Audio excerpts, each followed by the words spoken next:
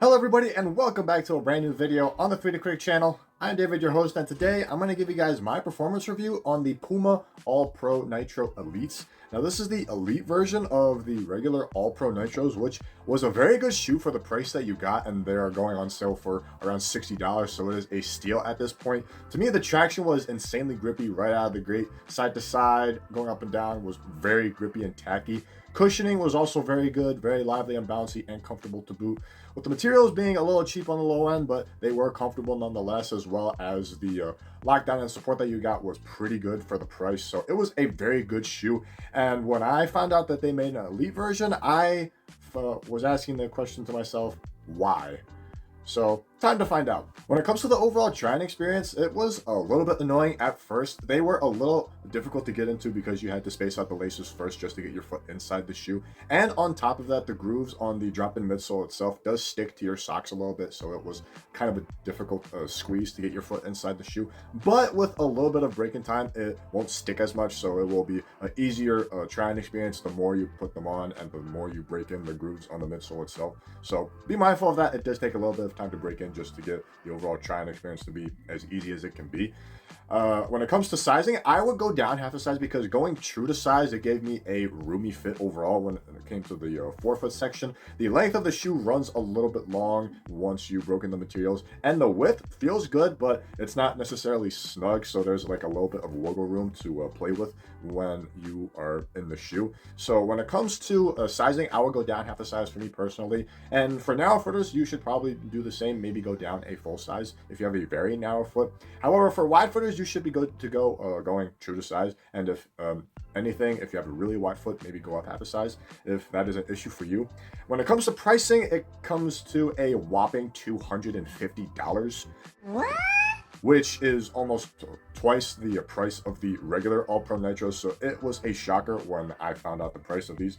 If you have the availability to buy yourself a pair of shoes like this, especially at that price, they are available on Puma.com, and there will be a link in the description box below if you guys are interested. Now, for the outsole itself, it is completely made out of Puma Grips rubber, so it is a full-length rubber outsole, essentially. And what you're getting in terms of the traction setup, it is basically a multi-directional traction pattern with this grid mapping, and it has this swerve built into it. And as far as grip is concerned, they are really grippy on court, but it does require some break-in time in terms of like warming up the rubber, because initially when I tried playing in these, they did slide a little bit from time to time, especially with lateral movements. Vertical movements, they were okay, but it was mostly when it came to lateral movements, going side to side. But once you warm them up, they are very grippy on court. Not necessarily tacky because the rubber itself is essentially pretty hard. There isn't that much give to it, so it's basically relying on the rubber itself to warm up. That way you get a really grippy feel on the court. So for lateral movements, they're really good, really shifty going from side to side. I really experienced any sliding once I warmed up the rubber. And for vertical movements, the hard stops felt very good, and you were able to stop on a dime with a little bit of give to it so that it won't feel too violent. And for push-offs, they are very good too. The first steps felt very snappy and quick, so it was essentially a overall pretty good experience. You just need to warm up the rubber just to get a very grippy experience overall. On dusty courts, I didn't experience any dust pickup on this outsole itself, so I necessarily didn't even have to wipe when I was playing in these. Just the rubber warming, and you were pretty much set. You didn't have to worry about dust when I was playing in these, so that was a huge plus. When it came to a dusty condition, you won't experience that much dust buildup. For durability, they are very durable. The grooves are really deep and very chunky too, so you won't experience any signs of wear. Essentially, there were little signs of wear in the high wear areas, but everywhere else, it's basically untouched when it comes to the traction pattern itself. So you should be good to go playing in these outdoors. It's very suitable to play in outdoors, in my opinion, because of the overall chunky, hard rubber that you're going to get. And for indoor use, you should be fine. Just be sure you have to warm it up a little bit just to get an overall grippy feeling on the court. And it's essentially the same as the regular All Pro Nitros. It just needs a little bit of break-in time in terms of warming up the rubber. Now for the cushioning setup, it is a drop-in midsole setup where you get this dual density nitro infused foam, with the red foam being a little softer compared to the light blue foam that you get. And it also has a built-in carbon fiber shank plate that is bottom loaded on the midsole itself. And forefoot cushioning, it was pretty good overall once you broke it in. The responsiveness itself felt pretty responsive and felt really lively underfoot, which is surprising because the shoe itself is a little heavy in my opinion, but they felt pretty responsive and lively nonetheless. And it adds a good bit of bounce too with the carbon fiber shank plate that you get, so you're going to have a nice launch off of the ground when you were trying to get rebounds and stuff like that. And to me, they felt better and better the more I played in them, so it gives you a better experience the more you break in the cushioning of the midsole itself. And the heel, they are very comfortable and very forgiving on top of it. The midsole itself feels soft and it is nice and compressible where it needs to be. And there are some holes punched on the bottom of the midsole to help the foam expand a little bit so it could be more area, more comfortable. And that aided the overall impact protection that you were going to get in this. It felt really solid in terms of heel strikes, and it was surprising considering that the shoe itself is kind of clunky, especially in the heel with the overall shape that you get in the back. So that was a bit of a surprise when it came down to the overall impact protection on the side of things. And it was surprisingly fluid too, especially with the clunkiness in the heel. I didn't really feel it to be overall that clunky. The overall forgiveness of the cushioning gave me really nice heel to toe transitions, and it felt pretty good at the end of the day. Going up and down the court felt pretty easy at the end of the day, and it has a lively experience too with the carbon fiber shanklet that you get. So you're going to be able to get up and down the court fairly easily in these, and you're going to be fairly quick in these too, which is surprising because the shoe is overall pretty heavy when you are playing in it. So overall, cushion to me was very good in my opinion. It is pretty responsive and lively on the forefoot, and it gives you a nice bounce.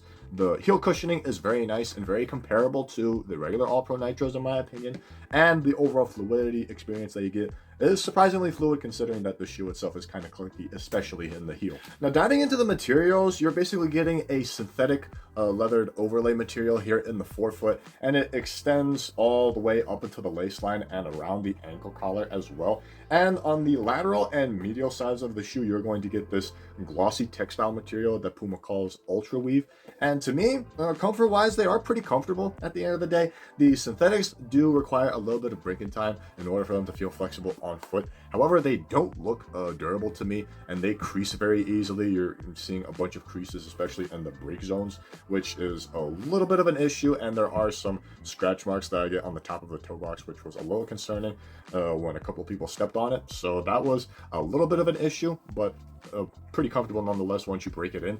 And the tongue itself, there is a decent amount of padding. There is some padding on the core section of the tongue itself with the overall mesh that you get, which is pretty nice. And there is a little bit of padding in the heel, but it's very minimalistic when it comes down to the padding. But it was pretty comfortable nonetheless when it came down to it, especially in the midfoot. I didn't experience any lace irritations from the lace line itself, especially that it is integrated with the material itself, and the laces are flat, so you won't experience any hot spots when it comes to the lacing system itself. Aesthetically, there are things that I like about this shoe, and there are things that I don't like about it.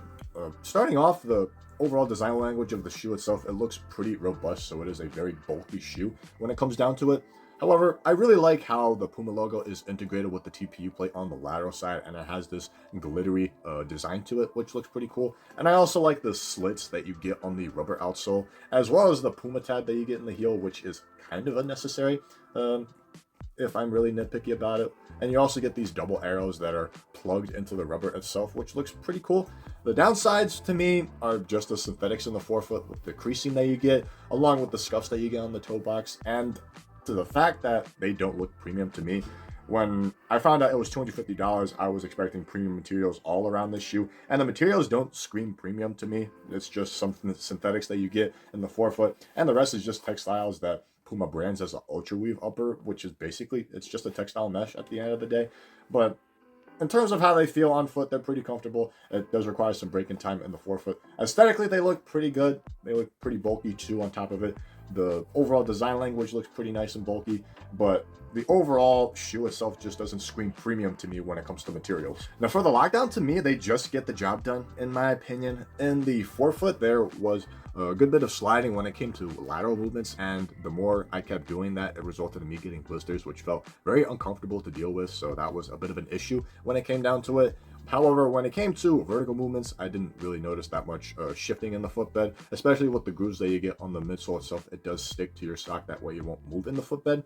And as you move into the midfoot, it is pretty standard. It is nothing crazy. It solely relies on the materials such as the synthetics on the bottom of the lace line and the rest of the material going up along the lace line. So it gives you a cradling feel. It's just pretty basic when it comes down to it. It's just relying on the materials to give you a overall wrapping feel, especially with the tongue too. As you tie it up, it just sinks and pads really well in the midfoot.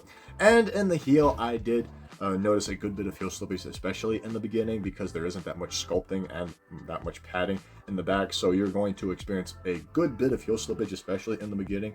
It does improve a little bit, but it is still noticeable, especially when you are playing in it. So the overall lockdown to me just gets the job done. It could have been better if I went to the actual size that I needed, especially going down half a size, because it was a little bit roomy in the forefoot. If it was the right size for me, going down half a size, it probably would have been better, but the overall sculpting that you get in the back, especially the padding that you get, is very minimal, so you're going to probably experience the heel slippage nonetheless. But at the end of the day, the lockdown to me just gets the job done. And last but not least, when it came to support, to me, this is the shoe's best attribute. To me, they felt incredibly supportive, and it is probably the most stable shoe that I have played in my opinion. Firstly, in terms of lateral support, you do get sidewalls from the midsole itself that gives you support from the front all the way to the back, giving you a solid foundation in terms of lateral stability. And from the shoe itself, you get these chunky pieces of rubber along with a lateral flange and the synthetics to give the material some rigidity. And as a result, when you're going side to side, it is very stable and very solid when it came to side movements. Didn't experience any rolling of my ankle or anything like that, and it was very planted in terms of that. In the midfoot, there isn't much. The material is a little bit flexible, but you do get this TPU plate to give you some containment, but it isn't anything crazy. However, in the heel, it is incredibly robust. Firstly, with the overall bulbous look that you get from the rubber itself wrapping up into the material a little bit, and you also get the TPU plate wrapped around the lateral side to give the lateral section of the shoe some nice containment, and you also get an internal TPU heel counter to give the overall containment in the heel very nice and solid. So it is very robust, to say the least, when it comes to heel containment. Torsionally, it is really good too. It is solely relied on the carbon fiber shank on the midsole itself. Without it, it is basically a flimsy shoe. So it is very reliant on the carbon fiber shank. It is rigid when it needs to be, and it has some flexibility to it because it is very thin at the end of the day. So it is flexible enough so that you won't experience any rigidity from it, any stiffness in it too. So it was pretty good in that department, and they felt amazingly balanced, and I didn't experience any instabilities when I was playing it. And the base of the shoe is ridiculously wide and incredibly flat too. That was the first thing I noticed when I was playing these, so it felt like a bonus in terms of the torsional support that you got from the shank and the lateral counters that you get from the outside as well as inside with the midsole itself. And overall, it provided a planted package in terms of overall support, and it is the best in terms of stability when it comes down to it. So to sum it up for you guys, I liked playing in this shoe. The traction to me was really good once you warmed it up. The cushioning, once you broke it in, felt very good and very comfortable. Materials, while not looking premium, they felt pretty comfortable nonetheless. The lockdown is a little more to be desired in my opinion. It could have been a little bit better if I got the right size. And the support package, it is incredibly planted. I really like how supportive these shoes were, but I don't understand why they're priced at $250, considering that the overall material isn't that expensive when it comes to the looks of it. It looks like the same quality that you get in the regular All Pro Nitros, and when it comes to the All Pro Nitros, they're going for around $60, so you can get 4 pairs of All Pro Nitros for 1 pair of All Pro Nitro Elites. So that is kind of crazy to think of, especially that when you get similar performance when the regular Nitros when it comes to traction, cushioning, and as well as materials at that fact. So it is kind of crazy to think that this is a $250 shoe. It would make sense to buy a pair of these if they were to go on sale. Maybe if they were going at around $160 to $180, it is probably worth it at that point. But at the end of the day, I would probably go with the regular All Pro Nitros compared to the Nitro Elites. However, if you want a more supportive shoe compared to the Nitro and the Nitro Elites, I will go with the Nitro Elites because it is a very planted package. Just wait until they go on sale at that point. But at $250 to me, it's still crazy to think of, especially at that price tag. But at the end of the day, it's a really good shoe nonetheless. It's just ridiculously priced. Thank you guys for watching this video. This has been my performance review on the Puma All Pro Nitro Elites. Leave a like if you enjoyed this video and comment down below on what you think of them. Are they reasonably priced? Are they overly priced? Are they better than the regular All Pro Nitros? I'd like to know your thoughts on that, as well as any other questions that you might have. If you like to stay up to date with future videos that I'll be posting, hit the subscribe button down below. It'll greatly support the channel as well. And if you want to see what I'm talking about on the regular All Pro Nitros, I will leave my performance review on this side of the screen. And if you like to follow me on social media, all of the information will be in the description box below. I hope you guys enjoyed the rest of your day. I hope this was beneficial to you guys. And until next time, keep shooting.